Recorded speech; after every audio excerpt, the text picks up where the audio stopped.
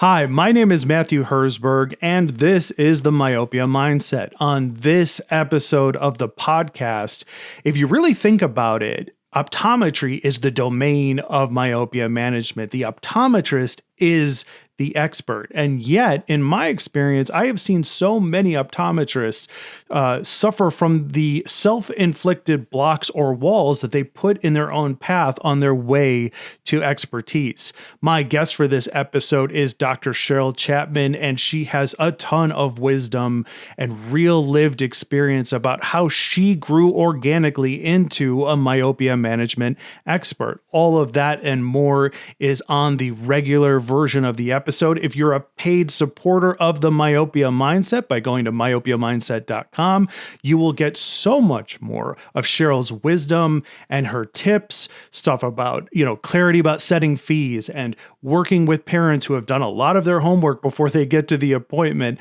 and also about staff training. Cheryl has an amazing staff at her practice. So all of that and more coming right up. Let's get to the episode.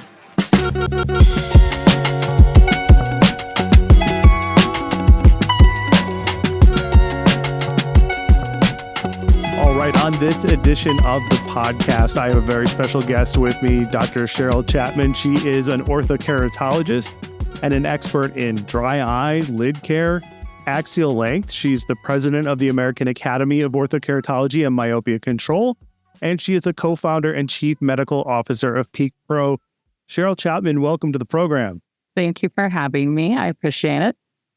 So, Cheryl, you're my first interview for the new podcast, and I can't think of anyone else I'd rather have on, because the whole point of this podcast is to delve deep into the mindset of people who are successful with ortho-K myopia management in our industry, because over my time in this industry, I have noticed that, some people, they get, engaged in myopia management. They're drinking from that fire hose. They have similar qualities that push them towards success.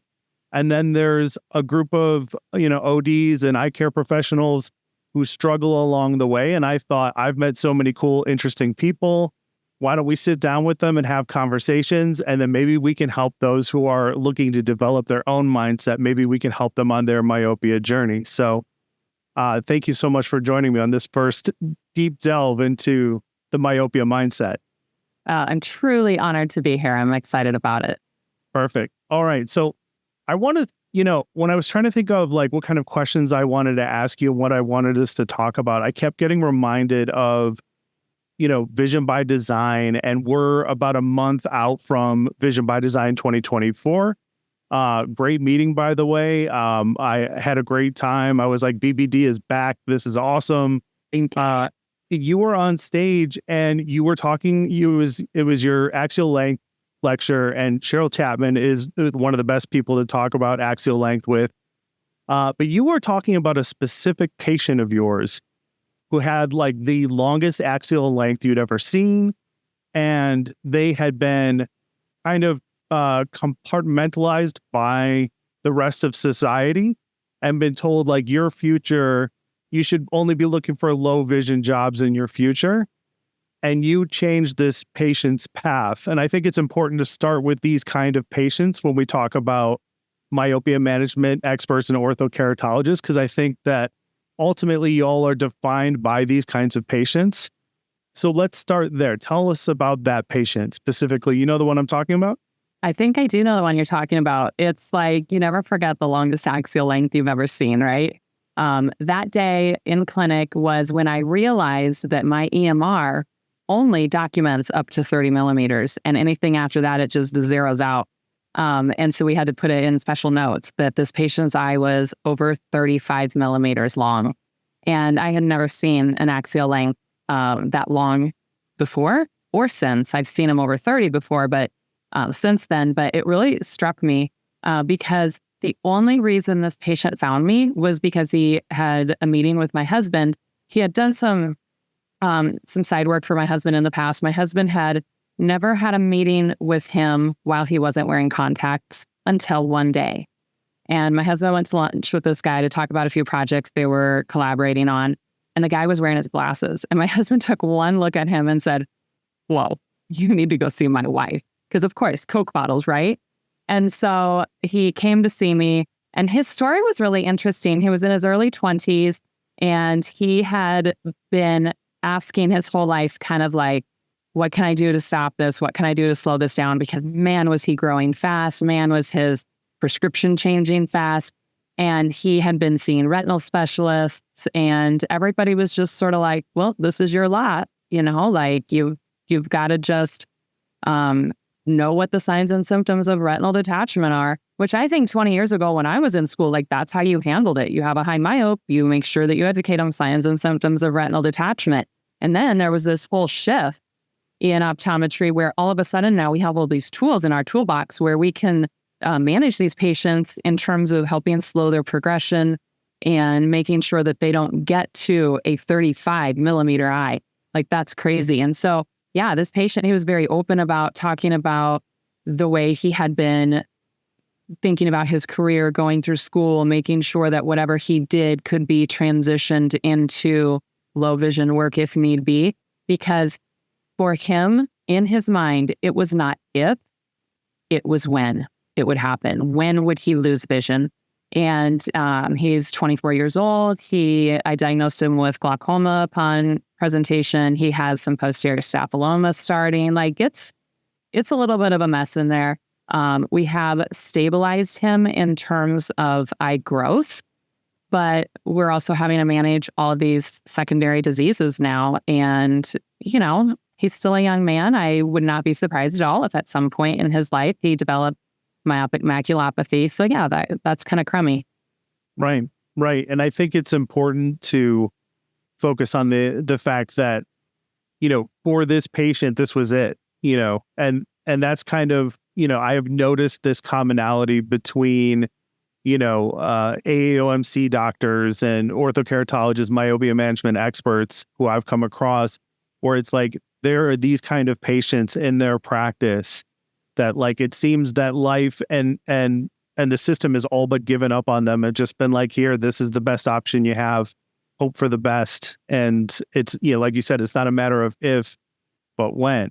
So, thank you for sharing that. I definitely think that, your mentality, the way that you look at problems, I know that you're a person that enjoys problem solving. I know that you're a person that enjoys challenges and fine tuning and details.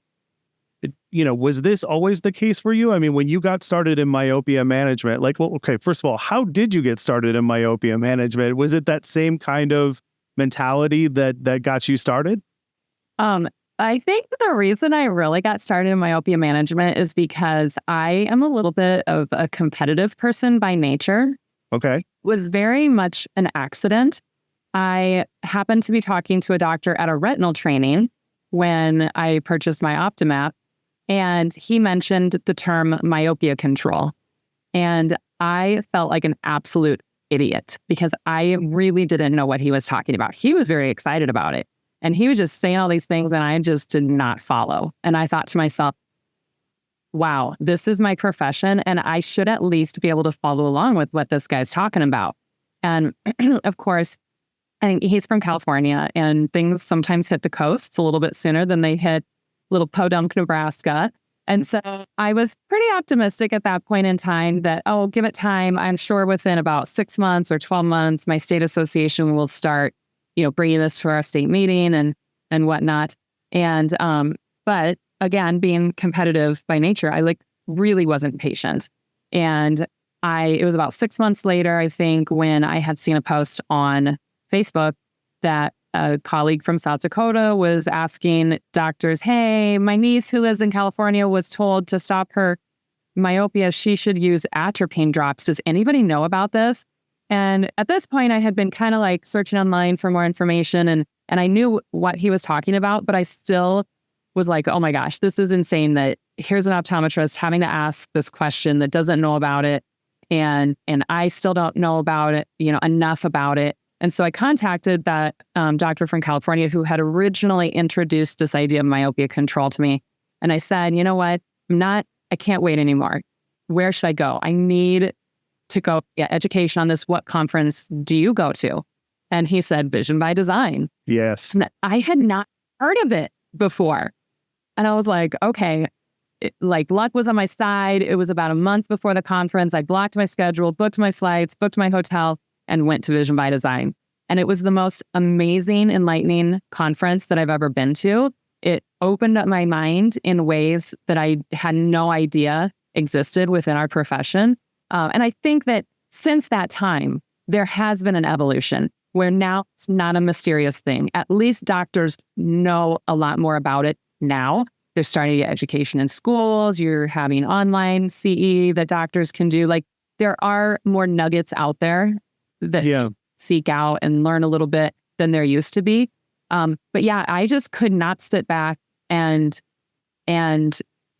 live with the fact that I didn't know something so important that was going on in our profession. And so, yeah, I just like hit the ground running, both feet. Let's go. Let's learn about this as much as we can, and incorporate it into our clinic and start offering all the myopia management we can, start talking to all the patients about it, start filling up that funnel. Let's not just do low-dose atropine. Let's not just do soft lenses. We didn't have MiSight yet at that time, but we had natural view. Let's do Ortho K. Let's do all of it. And and it just, to me, it's very exciting. Yeah. Well, I know it doesn't fill everybody's bucket, but to me, it's very exciting. And when you're excited about something, that sure does make it easy to want more about it. Yeah, I mean, I don't think it should be exciting for everybody. You know what I mean? I think it takes a select group of people. I think that's what I've learned over the last couple of years, and my time in industry has been like, there's really, it takes a special kind of person to really excel with myopia management and Ortho K. And something that you had said about, or, you just mentioned about, times have changed now. Like, I remember the days when Ortho K was a dirty word. How dare you do this to kids? This is unethical. And then there was that big span of resistance, where it's like, is this worth it? It's not, and there was all this argument. But where are we at now with that? Like, as the president of the American Academy of Orthokeratology and Myopia Control, I'm sure you can speak to this way better than me, because the way I look at it is like, there's less overall resistance. Everybody kind of accepts that myopia is a thing and that we should be doing something about it.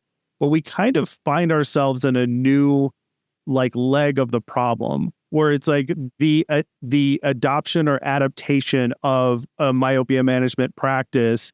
I think that's the new obstacle. What do you think? So it's really interesting when you kind of put it that way. There is more acceptance all the time. Mm-hmm.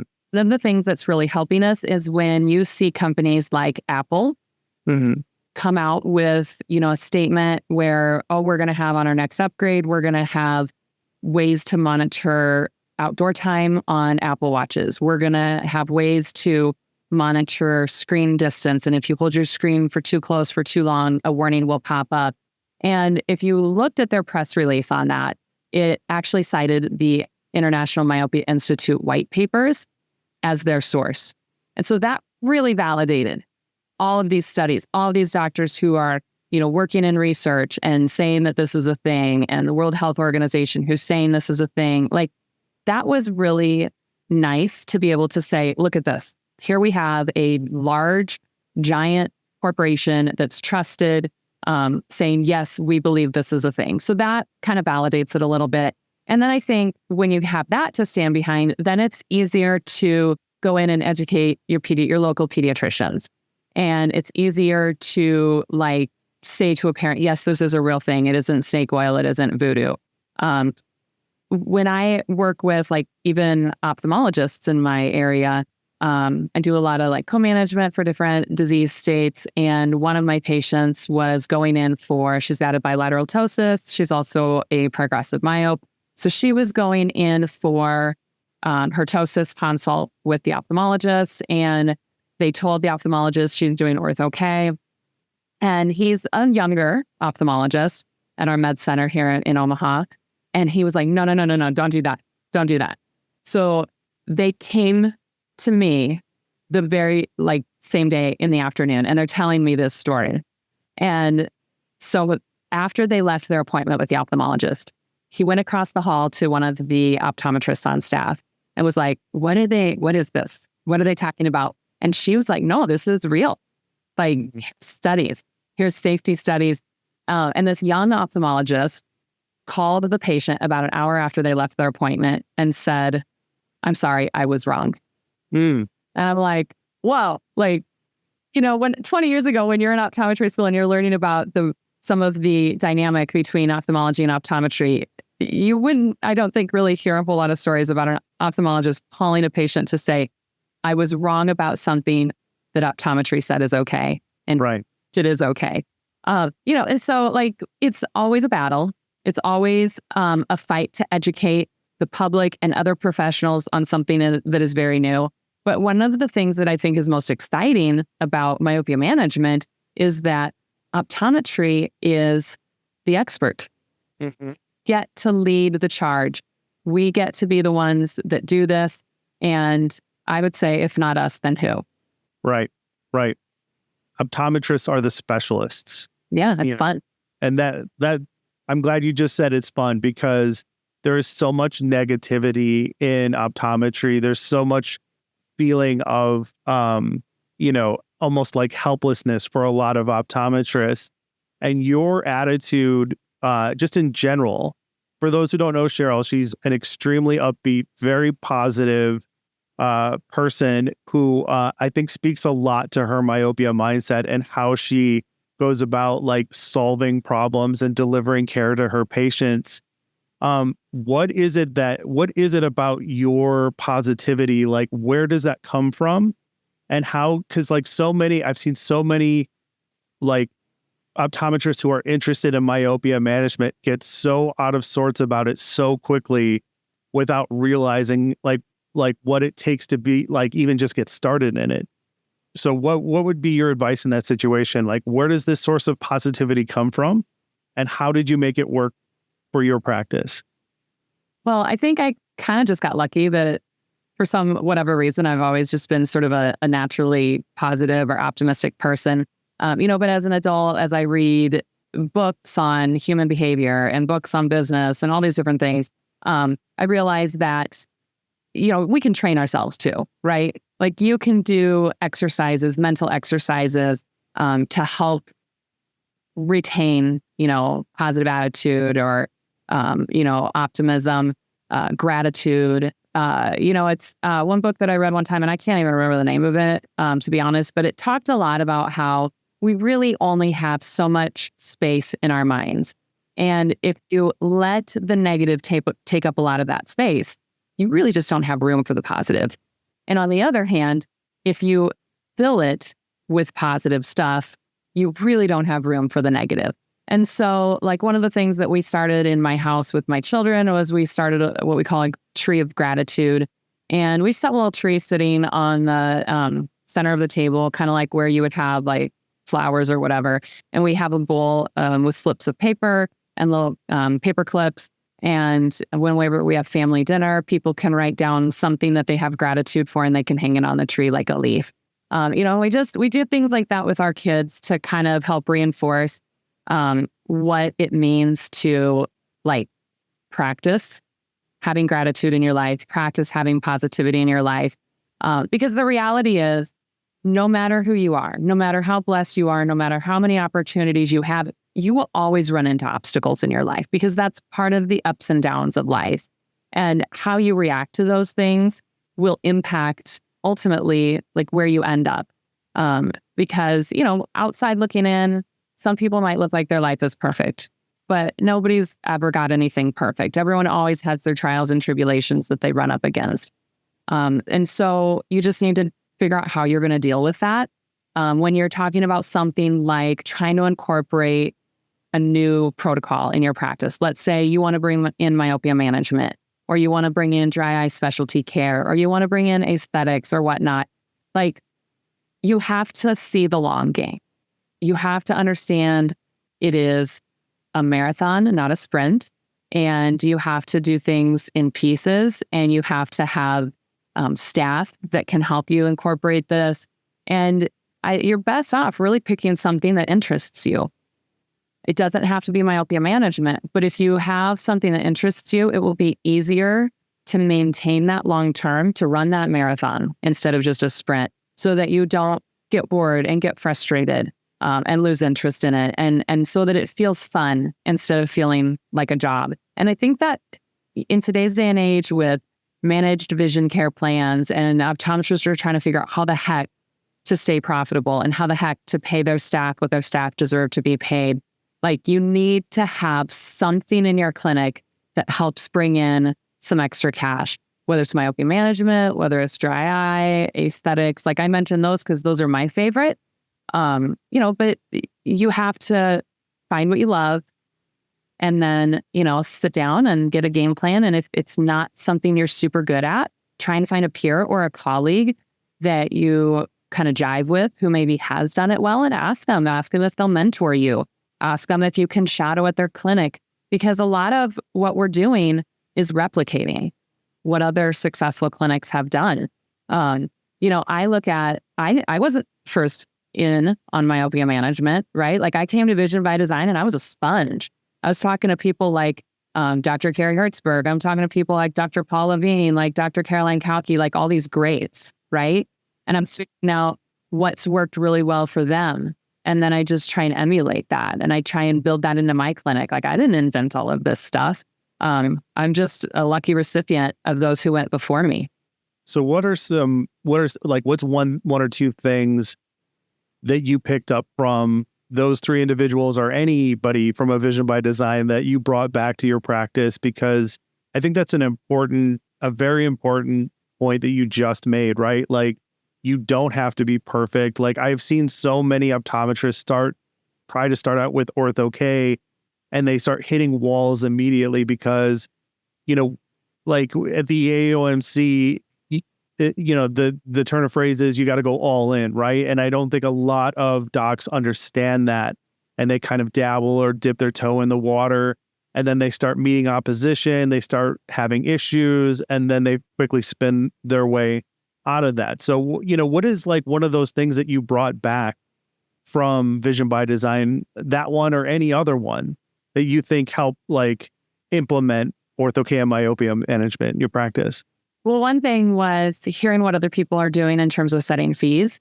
Mm-hmm. So I had a lot of, it was very unclear to me. Right.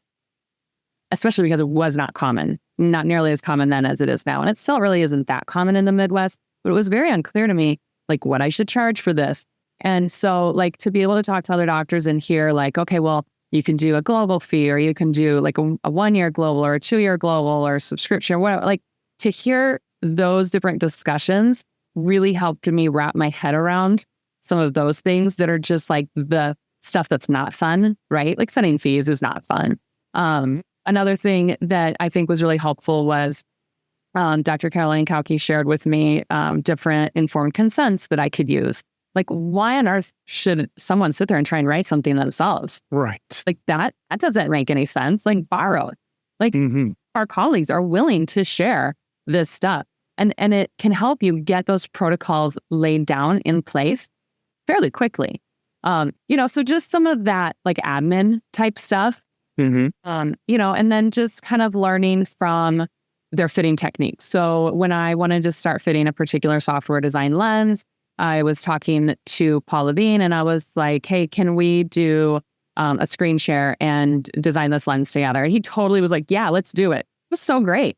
Like, I learned so much from him in about 10 minutes on fitting that particular design. Like, it's just awesome to have somebody that you have connected with, that you're not afraid to ask those questions. You don't have to feel like you have to know everything right out of the gate. Nobody expects you to know everything right out of the gate. I mean, I still am learning things. Every year I go to Vision by Design, I learn new things from Maria Liu. Always blows my mind. She always has great things to say. One of the things that she said this year at Vision by Design was, it's not just about the outdoor time. It's about when that outdoor time happens. And so now I'm changing my visual hygiene discussion with patients. I'm saying, specifically, spend that time outdoors, target it for right after you've been doing a lot of mirror work, because that has the biggest impact. And, you know, those are like just little tiny points to be made. But yeah, she's got, you know, studies that are showing that. She shares it with us. Now I can share it with my patients. I love that kind of stuff.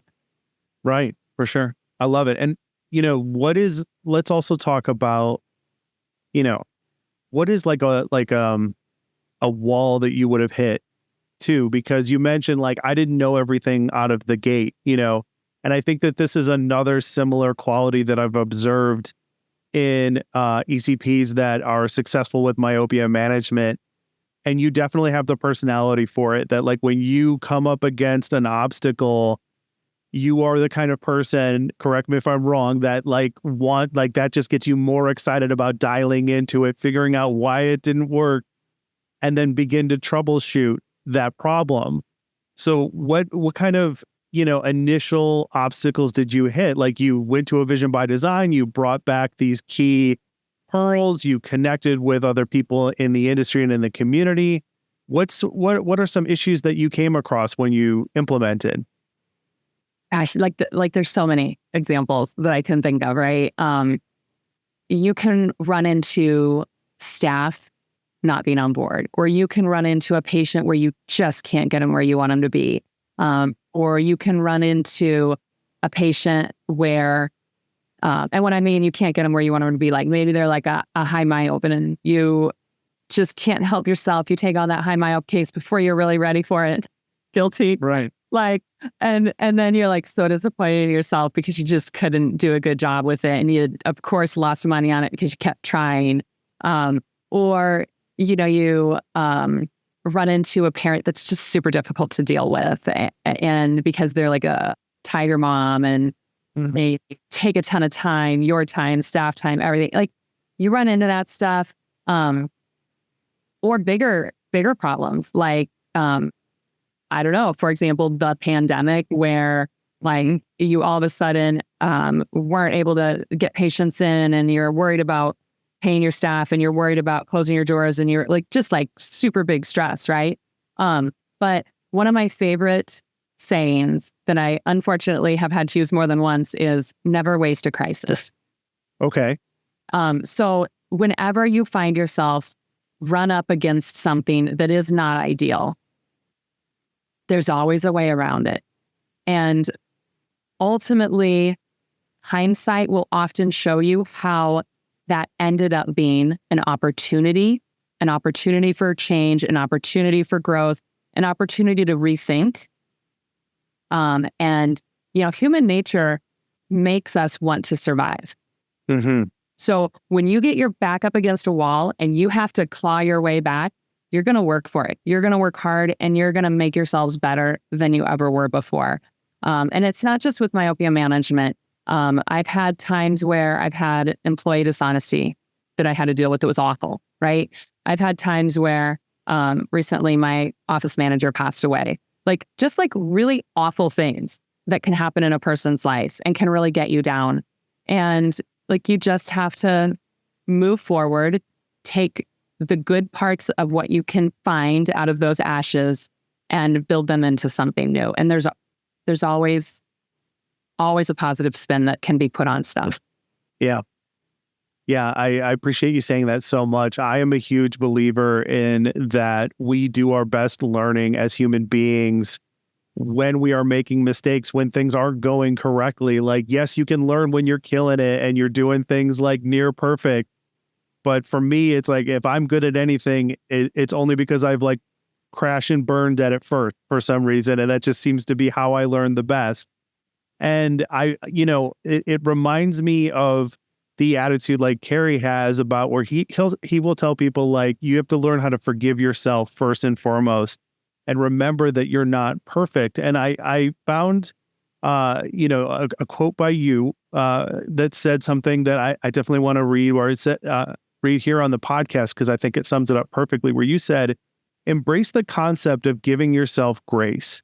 Understand that perfection isn't the goal. It's about progress and balance. Some days may feel overwhelming, and that's okay. Allow yourself the space to accept that it's all right not to have everything perfectly aligned all the time. And I think that sums up the whole thing perfectly. it's about like, you're going to come up against these issues, these problems.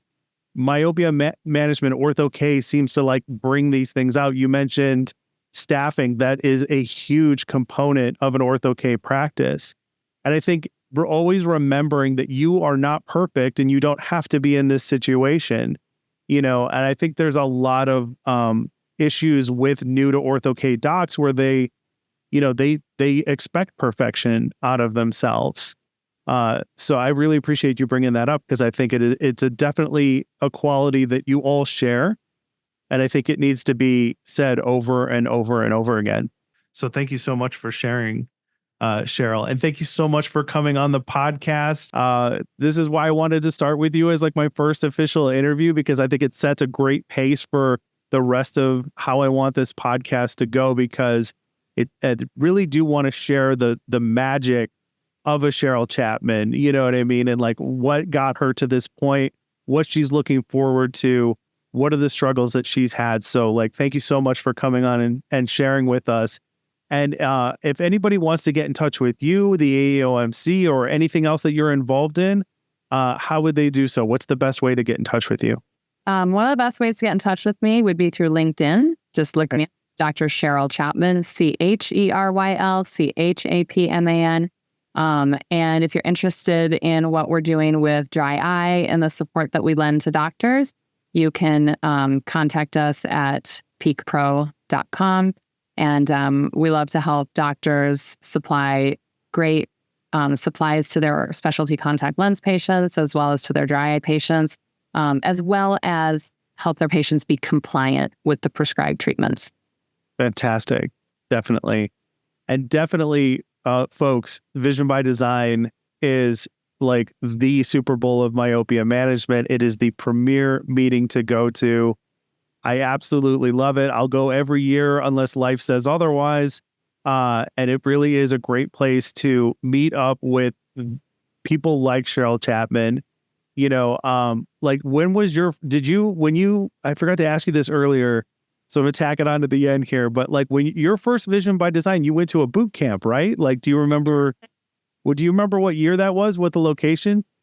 All right, that's it for this regular version of the episode with Dr. Cheryl Chapman. For our supporters of the Myopia Mindset, people who went to myopiamindset.com and clicked on the subscription button, there is another 30 minutes of great wisdom, pearls, stories, time with Cheryl. She shares so much with us, and all of that is waiting for you if you choose to become a supporter. And I know you're interested, at least in the podcast and what we're doing here, because you've made it this far. And for basically the price of a cup of coffee each and every week, I'm talking about $12 a month, you can become a paid supporter of the Myopia Mindset. And I think you should consider doing so. This is a podcast that is meant to inspire you and motivate you and educate you. And all of our bonus material is geared towards doing that. Okay, so if you geek out about myopia management, if you're serious about improving your success, or if you want to support what I'm doing, if you want to support my efforts to spread the mission that is myopia management throughout the world through this podcast, then please go to myopiamindset.com, click on the subscriber button. In addition to an extended version of every episode, you'll also get a bonus episode of the podcast. And the bonus episode for this month is called Risking It All for Myopia Management. I have Dr. Carrie Herzberg back on with me, and you will get to hear all about what it took to make a successful pioneer Ortho-K practice way back in the day. This is the practice I grew up in. It's a great episode, and it's something that if you're serious about myopia management, you are not going to want to miss. So consider becoming a supporter. Myopiamindset.com is how you do that. For basically the price of a cup of coffee, if you would buy me a cup of coffee to talk about myopia, then please consider becoming a supporter. Thank you so much, and we'll see you at the next one.